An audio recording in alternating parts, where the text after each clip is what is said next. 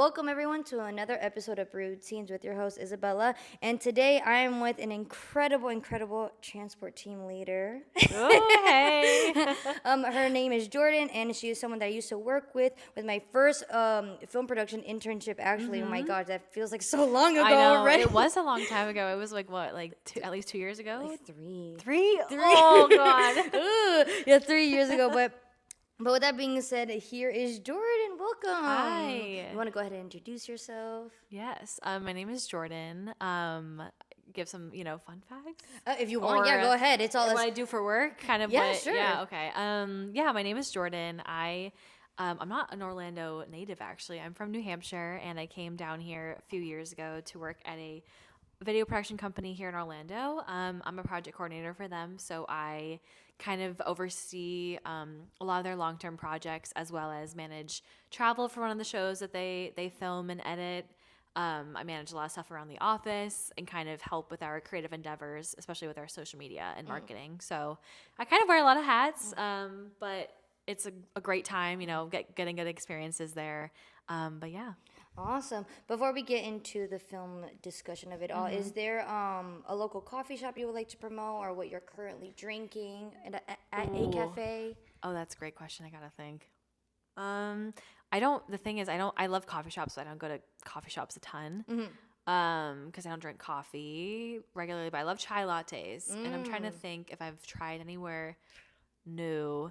I do love, this is, I guess, mostly local to, I think, Florida or Orlando, but I love Foxtail. Yeah. Foxtail because, and also Kelly's Ice Cream. I kind of, consider them as, a duo, a pair. But I just love, I love the vibes of Foxtail shops, and the people there are always really friendly, and I like the options that they have. And so whenever I see one, I'm, tempted to go there because I just know, the vibes will be great. So I know it's more of a chain in the area, but it's still kind of central to Florida, to my knowledge. Maybe it's everywhere. I don't know. But but it's not where I'm from up north. So awesome. But yeah. Awesome. All right. So have you gone to the movies recently by any chance? Yes. Awesome. So yes. I guess we could go on to two questions there. What is your typical food combo, and what did you see? Yeah, that's a great question. I actually, kind of funny story. I had A-List for a while, AMC A-List, but I actually just got rid of it to save money. I was like, I did, yeah. So I used to be an A-lister, rest in peace. So I went to the movies pretty frequently to make the best use of it. My go-to when I go to the theaters, I'm not a popcorn girly. Me either. I can't. Yeah, I don't. I like popcorn I like kettle corn, and I like popcorn from the bags at the store, but the movie theater popcorn just makes me sick to smell. I smell it and I kind of feel a little ill, which, no judgment to people who love it. I'm so glad you love it. I wish I did. My go-to is actually an icy. I love something to sip on. So I like their ices and combining the red and blue ones, whatever the flavors those are, cherry and blue raspberry. I think so. Yes. Yeah. Have you tried any of those funky flavors that they promote once in a while? I usually don't, but if it looks, I don't know, if it matches what I'm getting, the red and blue, if it's I don't know, a green lime flavor or something, I'll give it a go. But if it's I don't love the Coca-Cola ones, because I don't know, if I'm gonna get that flavor, I might as well get just a Coke, Yes, yeah. Fair enough. And I think the most recent movie I saw was 28 Years Later, The Bone Temple. That was right before my A-list expired. Rest in peace again. Is that a horror film? I'm not a horror girl, so. Yeah, it's, I would say it leans more into horror. It's not too scary, though, because the first original movie, it was 28 Days Later. And what's unique about those movies is they were filmed, at the time. For example, the 28 Years Later that came out last year was filmed on iPhones. What? It was all iPhone. And then the ending of that movie used actual movie cameras. And then this movie, the sequel, was filmed with movie cameras. But the original one was filmed on it was not great. It was some kind of camcorder footage. I think it was just the director's style and intent. So if you watch that movie, you'll see that the quality is pretty poor. But it's a good movie. It has Oppenheimer dude in it. Cillian Murphy. Yes, it has Cillian Murphy in it, the original one. But this is, The Bone Temple is a sequel of 28 Years Later that came out last year. And I think it was really good. It's It kind of like was immediately right after the first movie, like Okay, in the that's nice. series. And so it was like an immediate transition, like continuing from what happened at the end of it. And it was good. It was well done, well shot, and it had some really emotional moments, which I didn't expect from like a little bit of a scarier movie, but they aren't that bad. Like if you've seen any zombie films, they're kind of just like that. A little violent. This one was kind of violent. Okay. So if you don't love gore or all that fun stuff, I wouldn't recommend it, but it was good. So with it being 28 days and then 28 years, and then this one is 28 years, Bone Temple, is this going to be a continuing franchise, or is this the closing movie? Yeah, so this movie I think it's the second. There's I think one more. Okay. And they're actually, spoiler alert, don't listen if you are planning a to see fan. it, or I don't want to spoil it. And I won't be watching. You're So good. the end of the Bone Temple hinted that Cillian Murphy's coming back as like his character, Interesting. because he's not been in Oh. these sequels, but he's coming back I think in the third movie. So it's a trilogy. It's like there's the 28 days later. I think there's a 28 weeks later. I haven't seen that. And then all these years later, there is now this trilogy that's coming out, and like within a few years of each other. Oh, cool. So I'm excited. I think it'll be good to kind of like continue his character, but also have him mix with these characters that have already been introduced in this like new sequel. So yeah, it's been good. They're a lot more, I don't know, these recent ones have been a lot better than I thought they would be, because I did not love the first movie. I mostly couldn't get behind the really like poor quality of it. But yeah. Okay, awesome. Well, I won't be watching this, but I'll watch like a video breakdown or something on YouTube, because that's the Yeah. thing with me with horror. I love like the story. I like the Yeah. political tones behind it, which is why I'm always been fascinated with it, the book, everything. Yeah, The yeah. concept is so creative, but the movies are just I can't. I know, I yeah. can't. But I think by me educating myself on the book, that's good enough for me. But Yeah. to kind of go back to, I would say, like the origin stories. Do you remember the first time you went to the movie theater, or like your earliest recollection? I feel like, I think if I'm not mistaken, maybe this is like also me making it up in my head, but I'm pretty sure I saw the Polar Express in theaters. I don't remember what year that was. I think I was pretty young though, and I think I saw it multiple times at this old theater in my town, like at this old like strip mall. That, I mean, it's all gone now, which is really sad. But it was one of the like last remaining businesses there, and so I loved going to that movie theater. And I think I saw the Polar Express. I'm pretty sure. I just remember being really excited to see it on a big screen. So I think that's the first time I experienced it. Oh, I don't remember that. I don't remember. I think for Yeah. me, which is not that young, I would say, like the earliest I can remember is like watching the worst. Like it was in the worst seats for Deathly Hallows Part 2. And I remember, wow. I think I fell asleep, and I don't know why, because I wasn't a Potterhead or anything, but I remember my family and I were like, oh yeah, let's go watch it.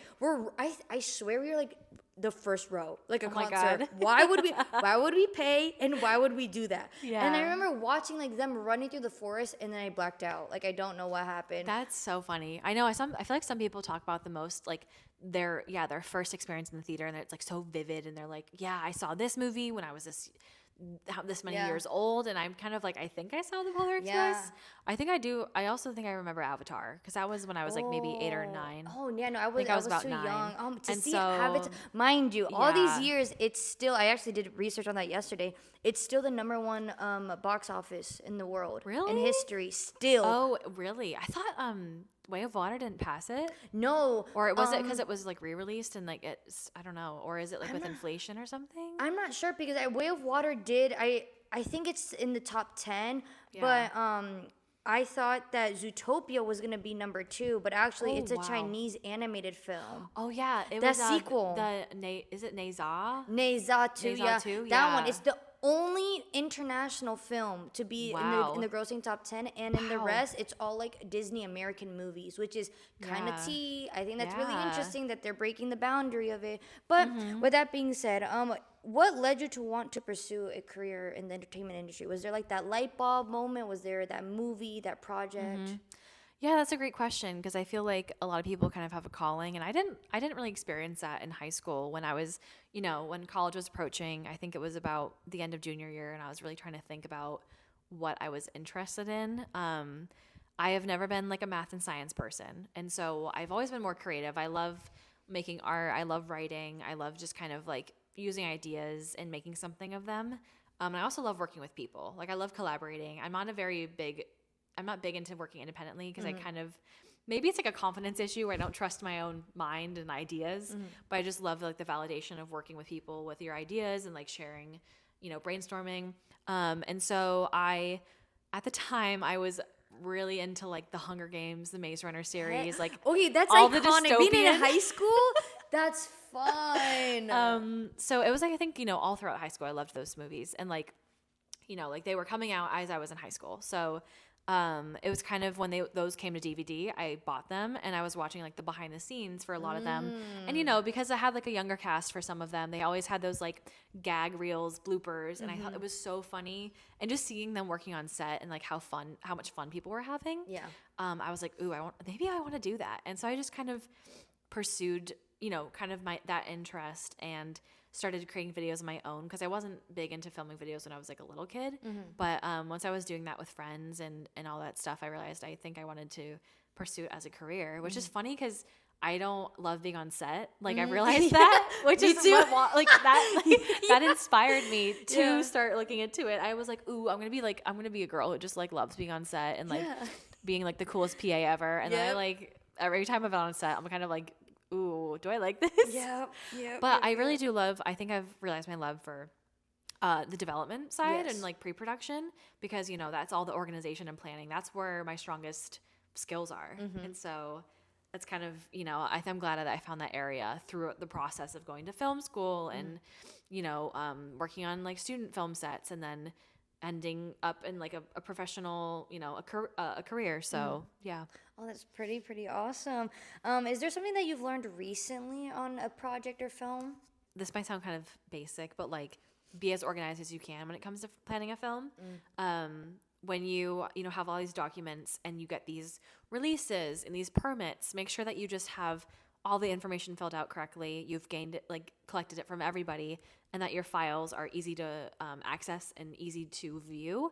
Like, so when you go to find something years down the line, you can be like, oh yeah, it's in this folder. It's in this folder. Cause like you have it labeled, you have like a natural path kind of like to follow with your instinct. Because you never know what you may need to access in the future, and it makes the process a lot smoother. Same thing with your like email inbox. Oh my God. Keep it as organized as you can because you never know when you might have to access something important. So I think it just ends up, the more organized you are, the more successful you'll be during the shoot. The more you can like pre-plan, you'll be better prepared for like any problems that come up when you're in production. Okay. Yeah, I always say I'm organized until when it comes to projects, I'm like, yeah, just dump it all there. Like I'll figure that out later. Like it's I would say being organized is an underrated department in my opinion. That applies to many different departments. Like when it comes like the script supervisor, when it comes to the editing assistant, like all of these people like truly like make the flow that much easier and quicker to access everything. But in your opinion, what do you think is an underrated department? I feel like, I don't know. So I was just I think like crafty. I was just thinking that. I was like, guys, because I feel like like there's nothing worse than like having a long day on set or just like in work in general and you are just hungry and you don't have anything to like satisfy that hunger. You might start taking stuff out on other people or like getting really annoyed. And so I think just having good crafty and having it available for everyone and having healthy options as well as plenty of water and fluids, I think it's really important. I guess that's like more for like, I don't know. Yeah. I think that I just thought of that. That was the first thing that came to my mind. But I feel like, I don't know. I think all departments are so important and they have different roles. Maybe like, I think also just PAs in general. Yeah. That's not like a specific, I don't think I would call it a department, but it's a role that I think is so important on set. And it's important not to abuse as well. Yeah. Like to use PAs to do about everything, like, no, I think they have a specific role on set, but they can make things a lot more efficient and communicate things across a broader range of people than just if you didn't have PAs, because those people in the other roles are often stuck doing one thing. Yeah. And they're in one area. So I think if you have someone who can run around everywhere and like they aren't needed in one spot, makes things easier. I agree. So I love PAs. They deserve to be paid so much more. Oh my god. They deserve all the recognition because they are what fuels a film set. No, truly. And now, same thing with crafty. That's one thing I learned, like, with my own passion projects. Like, I've done my best to do crafty, but I've always reached out to my friends. It's like, what is something that you've learned with being on set, like with the crafty? And they'll be like, oh, I didn't like this, but we love that. Yeah. That was popular, and we did not expect that. Like, it's always these little things, and that honestly brings me to like just a random fun question. Like, do you have a favorite like crafty snack? Ooh, okay. I feel like I always want to eat healthy, but I just go for the unhealthy snacks on Fair crafty. enough. Fair enough. I love something like I love a chip. Oh, okay. I love a chip. Or if I'm craving something sugary, like I need sugar, it's like probably those like cookies, the little like chocolate chip cookies. Oh, What are they called? Are they like the brown, the beige bag? Oh, those are Famous Amos, I think, or yes, whatever. Yeah. Those ones I love. Yeah, those are good. But I'm thinking of just Chips Ahoy too, whatever. Like anything, okay. any little sweet treat, I love. Yeah. How about you? I always go for trail mix because it's a bit of everything. That's healthier. But I don't know. I'm a trail mix girl. Down, you get a little bit of like the peanuts, the almonds, the cashews, but then you get a little chocolate. You get the M&Ms. Well, depending if it's like off-brand or not, then I feel like there's chocolate candies. My thing with trail mix, I feel like if I see like a raisin in there, I'm like, ooh.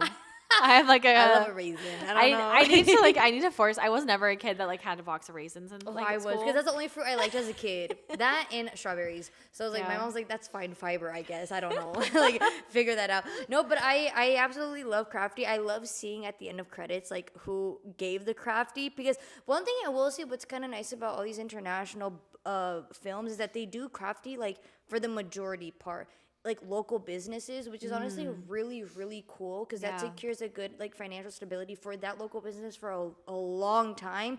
But I think the funniest part with crafty is like I recently saw Marty Supreme, and at the end I saw Timothy Chalamet's chef. What? What? Like, I'm just curious. Oh wait, it was his chef Like was his credited? like his own chef. He had his own chef. His own chef, boy. and I was like, you know I wonder what? if he asked about that. I wonder if That's that was what like part I of the wanna contract was like I get a know. private chef instead of. I wonder though if that's a thing with a lot of big actors. That's the first time I've Probably. ever seen that. Like having That's their good for you for reading the credits because I will glance sometimes, but like I don't be reading all those line items. No, for me, I wait till the end because I want to see where it's filmed. Because it's for me being Oh. curious to know, like, if it was filmed in the States, if it was filmed in a That's soundstage. so valid, yeah. Because with Mr. Orange in The Office, he's like, I want to bring back films to the States. And I'm like, it's expensive. And the type of expensive where they were forced to film internationally. Oh yeah, without all those tax incentives, it's so hard to like make. Yeah, I wish like I would love if like there was better tax incentives here in Florida. Because so many. I know there's like the new Orange County one. Yeah, which But I have hope. Hopefully, but it's just so hard to like because I know a lot of people want to film here. It's So obviously ideal many, because yes. of the weather. Yes, and that's why a lot of people film internationally because of the weather. Yes, and I think if there were like, I don't think people recognize the benefits of the local community when a film production comes in town because they're going to be ordering from restaurants, they're going to be ordering from these catering companies, like they're going to be going to the store to buy supplies, like they're going to be supporting the local economy for sometimes months at a time. Yes. Yep, and yep. I just don't, oh well, I don't know the whole politics of it all, but I wish it was, more common to film in Florida and in the US as well. Because also like the jobs that it could bring for, I mean, that's one thing. If Americans and stuff, that would be Yeah, great. I completely agree because there was if I recall correctly, I might have to correct myself, but Superman, James Gunn, they filmed mainly in Ohio, and a lot of the stuff there was local to Ohio. I think it was Ohio, but they said like the economy was booming for those 6 to 8 months in those small towns because they were reaching out to those people, and it's like it always brings me back to like the way artists fuel an economy, like those people, they're just coming into these. It's not small towns, but it's still like people coming from all different aspects of the state to these cities. It's like it's a stability aspect of it for these cities and these local businesses, and I think it's really, really cool. I do wish in the future, rather than these people like doing these premieres in these iconic, well-known cities like New York, like Los Angeles, London, etc., it would be cool to see it in a lesser-known state, lesser-known country to acknowledge like, oh, we have viewers in these countries as well. Yes, yeah, that would be cool. That would be pretty interesting. Yeah. This is like a typical question I ask people. Like, do you have like a favorite film at the moment, or would you rather talk about your Letterboxd top 4? Ooh. Maybe Letterboxd top 4, which I embarrassingly have to open to like fully recall. No, it's okay. Me too. But I every love time. a Letterboxd top 4. Like I love seeing the videos of It's celebrities too that like talk about it, good. and It's I'm like, too good. but I feel like mine's kind of like I don't want to say it's lame, but it's just kind of there's not a really exciting film on this list. And that's okay. Do you want me to just go through them? Yeah. So I'll just go through the list of them, my top 4, and this is no particular order. Mm-hmm. I don't know if I necessarily have a favorite film. Mm-hmm. I think because I have phases Mm-hmm. like of films that I really love. But right now, my top 4 are Little Women, the 2019 Greta Gerwig version. Yes. When Harry Met Sally. I recently saw that for the first time. It's so good. Did you like it? I loved it. The monologue at the end. Yeah, I'm Yeah. sick. I'm sick. How to Train Your Dragon. Same. The Thank animated, you, obviously. thank you. And then Mamma Mia, like the first. You know what? We're in sync because actually a few months ago I had How to Train Your Dragon and Mamma Mia on my top 4, but I switched out Mamma Mia for Grown Ups. Oh, Grown Ups. Yeah. That was my movie during that time that it came out. That's my summer movie. It's so good. It's so funny. I just love like Kevin James, The Adam team- Sandler, like all of them. They had to improv half of that. There's no way. Probably. It's too good. I The will whole say, like camp vibe, summer camp vibe on the lake. and like they're growing up together, like they're reconnecting with their friends and their wives and like their kids, and it's like, oh my god, like it's truly like it's a dream. That movie's like that's the life I aspire to have. Even though a lot of my friends don't want kids or dogs, who knows? You know what I'm saying? But Mamma Mia, my friend does not like it, and she gave her points as to why. But I find it really interesting. She was like the character, Sophie, she did all that for her mom. Really, she just randomly invited her potential 3 husbands. Sophie's messy. Yeah, she is. She's but messy I for love that. her because she just wants to meet her dad, but she's like, "Girl, I got no idea." But I just find it. And like her mom has no idea.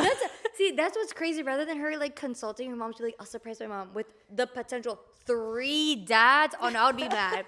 I'll be so mad at someone. Be like, we're actually canceling the wedding and we're talking 1-on-1. What the hell? What is? No. I also just love that the 3 dads they showed up. That they even That's got this crazy, letter, yeah. and they were like, "Oh, okay, this is maybe a potential daughter," or like, "Oh, or Donna wants to see me."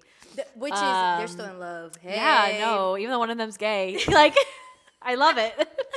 He's like, I still need to see her. That's the mark she left on me. That's crazy. Did you enjoy the prequel or sequel? Oh yeah, sequel. It kind of prequel sequel. I did like it a lot. I think it's just still super fun, even though there's like plot holes. Like crazy. There's definitely plot holes between the 2 of them, and I think they're making a 3rd, possibly, or maybe. But I think I'll be excited just for the music. Honestly, it's just like the music is what gets me. It's Obviously, too good. Have you seen the Broadway show?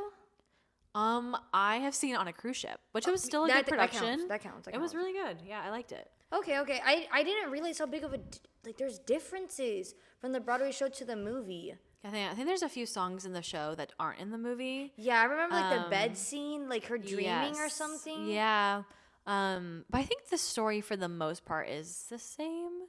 But I don't know, the movie. I think it's a very much a feel good movie. It is just because of the music and the fun vibes, and it's just colorful. It's so colorful. The choreography is so fun, and I just love like it's like there's just a lot of women just doing their thing, and like I love Donna and just how she's built this place in a Greek island. It's just kind of like all on her own. Yeah, and had a daughter.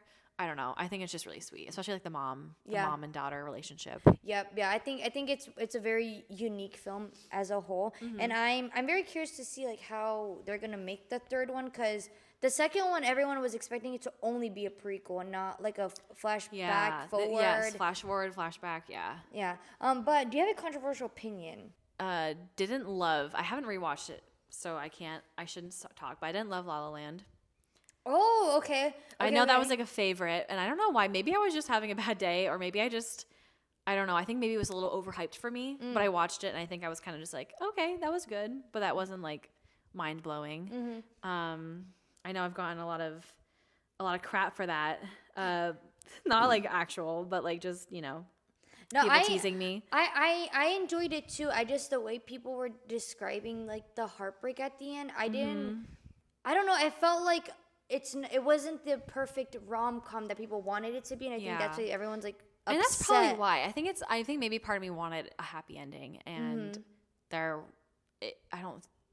kind of like had a nice ending in that, like, I don't think the characters were miserable, but I kind of, when you set up everything, I just want a happy ending. Even if there's like some like highs and lows, I want them to end up together. Yeah. Spoiler alert. Yeah. I think that's the case. I haven't seen it in so long. I haven't seen it in so long. No, that's the same thing with me with the Star Wars sequels. I haven't seen them in like over 3 or 4 years because the characters end up together, and I'm the opposite. I'm like, why? Yeah. Why? See, that's my controversial take, where I've actually realized recently I really need to rewatch them to really like make sure what I remember is correct, because a lot of times some characters don't need to end up together for the story to make sense. Like sometimes it's okay for both a guy and a girl to just remain as friends, or I guess in the fictional Star Wars universe, it's like they're just they're not enemies anymore, and they're fighting on the good side in that sense. So I think, I don't know, it's very interesting overall to see when it comes to characters end up together, like if it's well executed and if it's well deserved. But I know you are a bookworm. Is there a franchise or a book that you have read that you really wanted to go to the big screen, or are you excited to see go to the big screen? That's a great question. I know I've seen your Fourth Wing books. Yeah. I think it's becoming a TV show, right? Yeah, with Amazon Prime. That's exciting. Michael B. Jordan's production company is behind it, which is crazy. It's crazy. I don't know. That's a tough question. I think there is a book, a trilogy that I have not. Oh, what's it called? The first book is called Illuminae. Oh, I haven't heard of it. Oh gosh, there's a name for the trilogy. But there's 3 books, and they're pretty big books. The coolest part about them is like they're not written like a traditional book. They're kind of like these. It's like a sci-fi book, kind of. Oh, okay, sci-fi, cool. I would say more young adult, but they're kind of written like there's like these files from an investigation. So like there's like transcripts of audio, or there's like emails, or there's like these diagrams or photos and stuff. Like it's kind of like they're uncovering like as like these investigators are uncovering things, you're learning with them. And there's like an AI involved, which is really interesting, and it's involving like people on these other planets. They're humans, but there's people on other planets, and like interplanetary travel, like on spaceships and stuff. Super interesting, and the plots all kind of come together at the end. But I think when I read them, I was like, I'm reading a movie. I'm reading a movie. I love that feeling. And so like I was like, I think it would just be like this would translate so well into a movie, because it's not your traditional book of like chapters and all that stuff, and it's just kind of laid out where there's a lot more visuals. And I think as someone who has trouble visualizing things sometimes, I like loved seeing it physically on a page. Yeah, it was really cool. I'd recommend. Oh gosh, what is it? There's a name for the series, but the first one's like it's called Illuminae. Illu. I don't know. I have to look it up. Illumi. So there's a prequel. I didn't know that, but there's it's Illuminae, Gemina, and Obsidio. Oh, and Memento. Yeah. Wow. So they're really cool. I loved them, and I've always just wanted them to become a movie, but I don't know if that'll happen. I mean, really cool, hey, there's potential. Remember, the Never Brothers pitched Netflix. I think it was like 13 or 14 times till they said yes. That's fair. And honestly, I feel like a dream would be like producing, like bringing a book to life. That's a dream. Because I love adaptations, like the Hunger Games. Oh, I mean, I could talk forever about the Hunger Games. Have you read I believe it's The Sunrise on the Reaping? Sunrise on the Reaping, yes. Thoughts? I'm so excited for the movie. Okay. The book was really good. I loved it a lot. I love being back in the world of the Hunger Games. And I enjoyed it more than Ballad of Songbirds and Snakes. Yeah. I hear that very often. That's more, I feel like it's a majority opinion. Why is that? What was your experience? I don't know. I think it's hard because the Ballad of Songbirds and Snakes is about President Snow. It's kind of his perspective. Yes. So I think it's just hard getting behind that when you know he's such a bad person in as a character. And this one is about Haymitch, who's a very well-known and loved character in the series, and his story. And so I think it's cool seeing these characters and where they began and what happened with them before we see them in the Hunger Games. So is that with the fandom not liking President Snow, do you think though that the book did a good job, I want to say validating the way he came about things, but Yeah. it made sense. Like there's Yes, context. there's to an why. arc. There's definitely an arc. Because he kind of seems like he's like an okay, fine guy. And then there's like, you get to see his internal thoughts, which the movie doesn't show. So the movie, it's kind of harder to kind of see how he switches so easily and kind of becomes the villain so fast, because he might seem like a good person in some of his acts, especially how he interacts with his tribute in the Hunger Games. Lucy Gray Baird, love her. And but like, yeah, in the book you get to see him just being like his frustrations and like just his desire to be a ruler and to kind of like control things. Oh, cool. Yeah. When it comes to, I know that Hamish, he's a very beloved character in the universe. What are your thoughts when it comes to Suzanne Collins maybe focusing on a random game one year, random character, someone that's not mentioned at all? Kind of like, I want to say forgotten, but it's like, I don't know, like let's say she does like the 22nd games, like something like that. I think it honestly depends, because I know I've heard Suzanne Collins writes when she has something to say. So like, or she releases the books. And if you can see kind of when this is released with everything happening. with everything happening, you're like, oh, this is really fitting. And kind of how it's about, you know, this government that's very much controlling its citizens in Pan Am with President Snow. There's a lot of similarities to the current political climate in the United States, and I guess also kind of worldwide. And so I think like kind of without directly saying it, there's hints to kind of what she believes in these books. I see. And so I do think if she were to focus on a random character and random games, there would be a reason. There would be hints to what's happening today in it. I would at least think so. Because it's kind of scary how the similarities of the Hunger Games to our real life. Yeah, I watched a YouTube video yesterday because I'm a very, very new bookworm. I did not want to read as a kid growing up.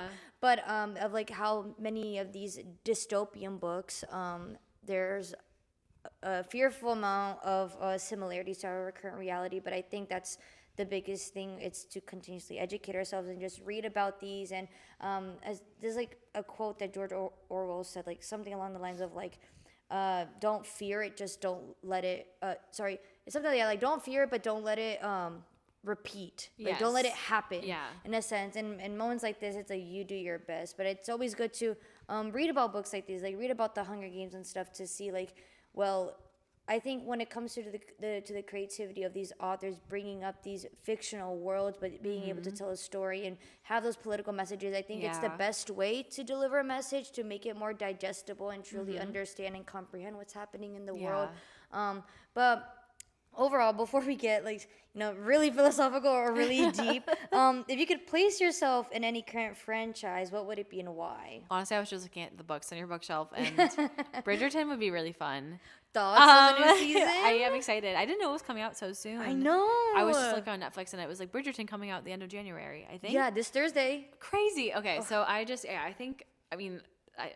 kind of like just my eyes were skimming, and I saw that, and so I kind of like, oh yes, but yeah, Bridgerton I think would be cool. I would love to wear all those costumes and be wealthy.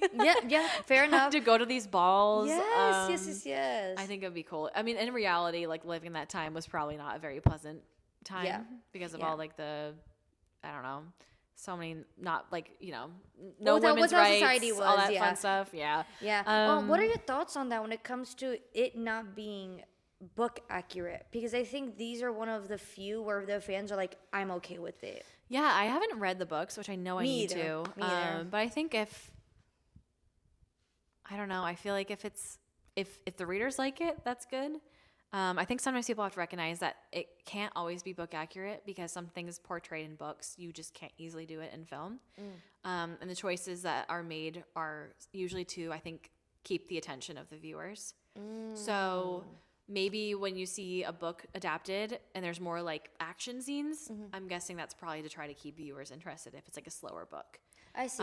Because I know that was recently learning the controversy behind when the Hunger Games movies were originally announced and the cast was announced, that they that the Lionsgate chose to age them up to appeal to a wider audience. Yeah. But I know I'm gonna say allegedly Susan Collins did not want that because she was like, she wants like to see for it to be like accurate to the book. To be like you're watching children do this to each other, because how horrifying is that? Yeah, and not only that, like with the character of Katniss, she is apparently, I haven't read the books, but apparently a person of color, and then choosing someone like Jennifer Lawrence. But I think it's very interesting. Are you a Game of Thrones fan by any chance? I've seen it, yes. Do I love it? It's good. It's just a very long show. It is. And honestly, I think at some point you should, in your lifetime, finish it. I think you probably know, like, it doesn't end the way fans would like it. It took me a year to finish it. Oh, no, me too. So it's crazy. I've watched it, yeah. Oh, you've watched? Okay, so have you seen House of the Dragon? No, I need to. It's good. I've heard, I think people like it. Some people like it better, maybe. Because there's more dragons. More dragons. That's why. There's more dragons in yeah. That's no other reason. I was like, well, yeah, no, that's it.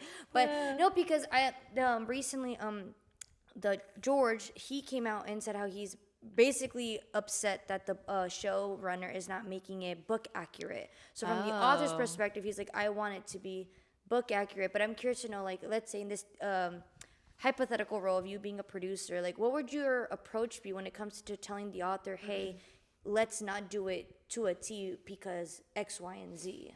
That's actually good. That's a good question, because I feel like, what was I reading recently where it was like I don't know. I guess there was like something that was a book that was going to be adapted, and like the producer, authors, studio did not agree on anything. So therefore it got scrapped, which I would not want happening, because I think it'd be exciting as an author to have your work adapted into a movie or TV series.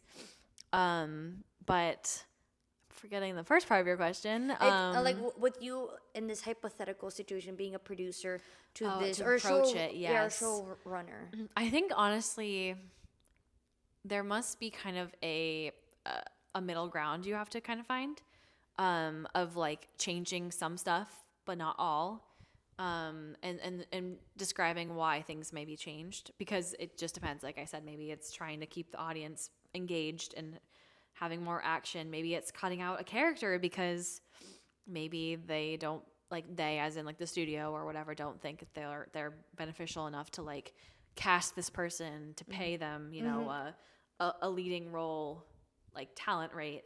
I think I would probably just try to approach it with empathy and like work with the author to make sure that they're pleased. And I think authors should 100% be involved in conversations about their movies. Yeah. Some of them aren't, which is crazy to me.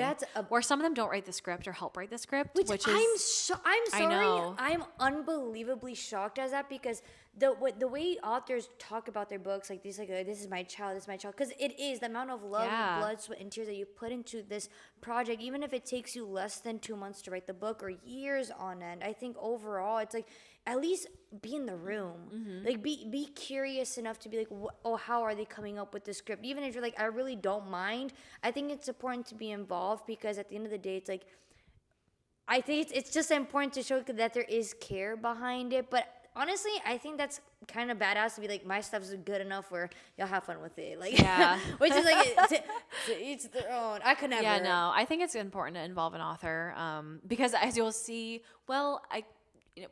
the Percy Jackson movies, was Rick Riordan, was he involved? I don't know. Because I'm like, is that the reason why they were so bad?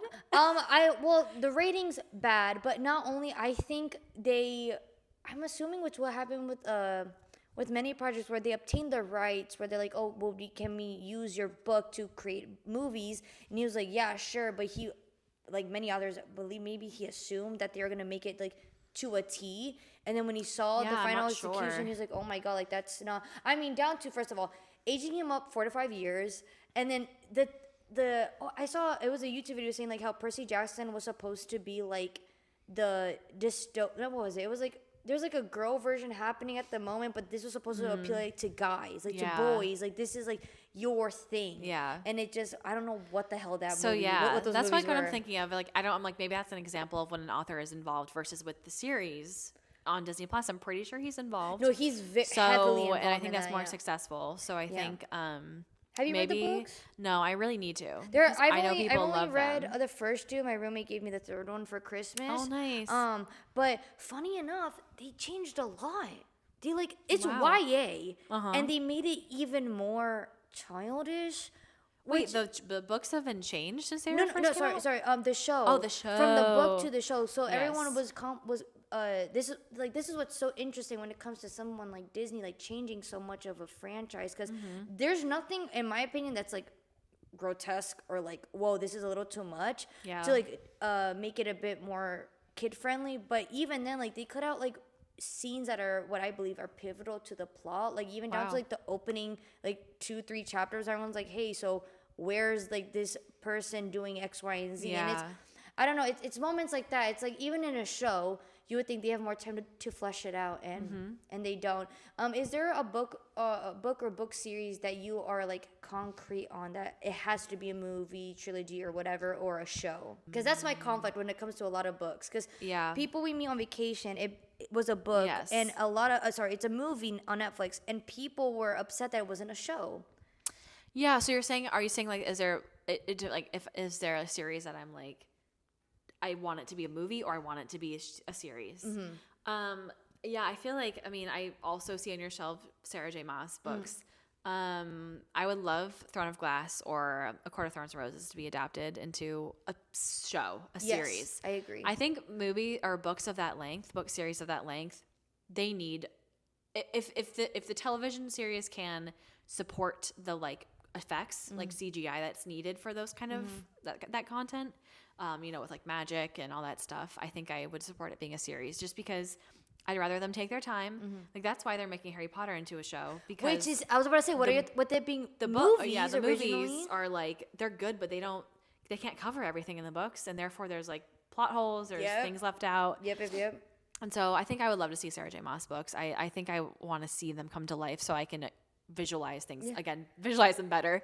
That's Yeah. everything I like. That's why I love books to movies, because I can see the characters Yeah, and I what they're supposed agree. to look like. I agree. My concrete opinion is I believe that needs to be animated. Oh, you know what? I would honestly Because love that. I would agree. I think, have you ever seen the Wink Saga Netflix show? No, but Well, I'm sure it's great. The CGI, it's I wouldn't say it's bad, but looking into the future, if they were to do live action, I could see it turning off some people, Yeah. because it's too fantastical. Everything about it. I'm talking about like the bat wings on the guys. Like it's a little too fantastical to the point where it Yeah. could potentially take the viewer out. And Yeah. also I love the book community, but people are a little bit too adamant of it has to be accurate. And by them being accurate, it's like the actors have to look Yeah. a certain way. And I think that's the complications when it comes to book to screens, is that like I like to say true colors start to show up, like, oh, he's not X, Y, and Z. Oh, I thought he's supposed to be this skin Yeah. color, but why is he that? And Yeah. it's honestly, we're seeing that right now with Severus Snape being portrayed by a black actor, and a lot of people are like, that's not my Severus Snape. And it's really sad, Yeah. because I think at the end of the day, if the actor can bring the character to life best, Yeah, that's we why should they were trust the the cast. actor. Yeah. And I always say, like, if you are not open-minded enough, well, then watch the original movies. Like, Yeah. it's annoying that they're redoing them. I will say, I wish they give it at least 50 years. Yeah. But I'm excited. I mean, yeah, I think they'll be great. And I think again, going to your, I guess a question for you is like, with wanting the Sarah J. Maas like books or animated, I think that's also great, because I think you can do so much with animation. I love animation. much. Let me say that. Yes, Animation is my yeah. favorite medium for film. But do you think that they would tone down all the smuttiness of the books because it's animated, except like expecting younger viewers to watch because it's animated, or do you think they would just make it clear this is an adult's show?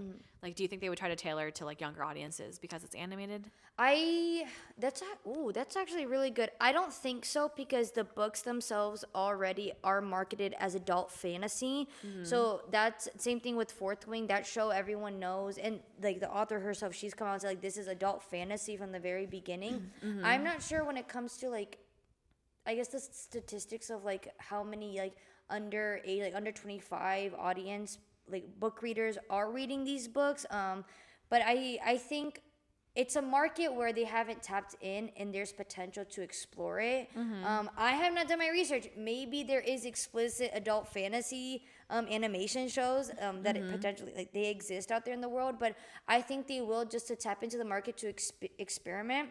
I read an article that actually actor was a pitch to Netflix. It was developed and it was scrapped. My theories on that is because she wants to finish her Sarah J. Maas universe with the sixth book coming out in Actar and then the fourth book coming out in Crescent City. I think she wants to close out that universe and then give it back to Netflix or maybe potentially a different streaming service and be like, now I'm done. Now we could flesh everything out and make it like maybe have 3 shows happening all at once. I know that they all connect at some point. Yeah. So I think that's what's gonna happen. And originally it was animated. So I think that's good to know because I think that would be great. I would love that. I think so. I think with Fourth Wing, Michael B. Jordan, I have hope for you. I have good what's it called? High standards, but in the best way because I know he doesn't want to do a bad job. So to kind of wrap up this conversation up, if there's something you could tell your future self, whether it's a year from now or 5 years from now, regarding your current journey navigating the entertainment industry, what would you say? Oh, that's really sweet. I would just say kind of keep your mind open because you never know what path you might go down. Keep working hard for what you want. And if you realize that what you want is actually not the case and you want to go down, again, a different path, I think that's totally okay. I think kind of like having a dream and trying to reach it can be very daunting.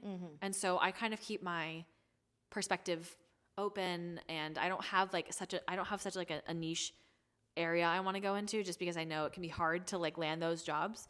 So if I end up, I don't know, having to bartend for a few years to figure things out, that's fine.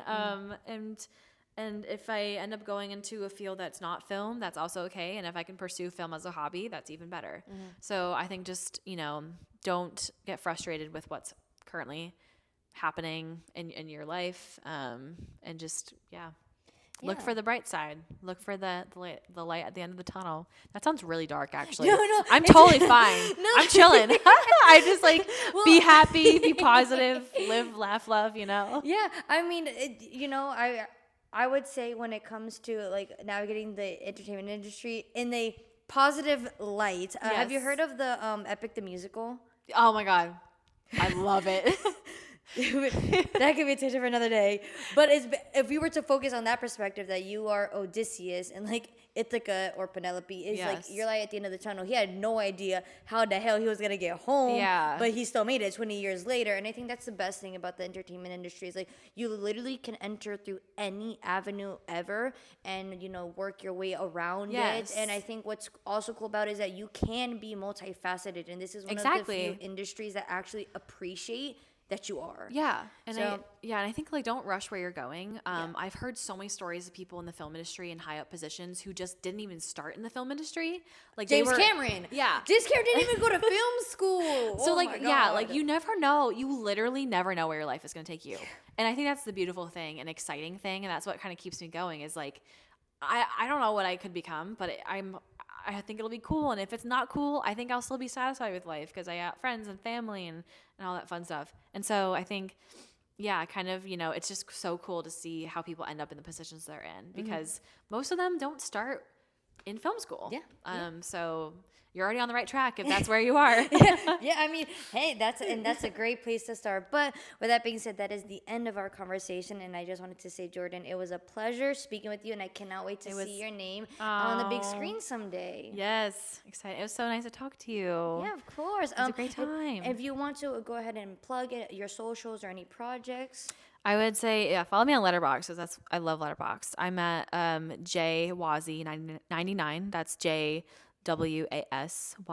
99. I would say my Instagram's not that exciting, so I would not shout out my Instagram. But I would also shout out a podcast I like. It's called Wild Geese. It's a really cool podcast about, I think her name's Anna Howard. She talks about, it's hard to describe. Like she talks about kind of like anything and how to be like a better consumer and understand media better and just kind of be like, I guess, a better person. She's very insightful and does a lot of research and provides really great context and quotes. So shout out to also my friend Abby because she introduced me to that podcast. But just keep creating, keep dreaming. As Mario Supreme would say, dream big. Never, Mario Supreme reference. no such thing. No such thing as dreaming too big. Always No. dream big. And yeah, thank you so much for having me. Yeah, of course, of course. Well, that's all we have for today, everyone. Thank you so much for listening. You can listen to Brewed Scenes at the moment only on Spotify and on YouTube. But yeah, follow my Instagram if you want more of Visa 10. And yeah, that's all for today, guys. Thank you so much for listening. That's all. Thank you. Bye-bye. Bye.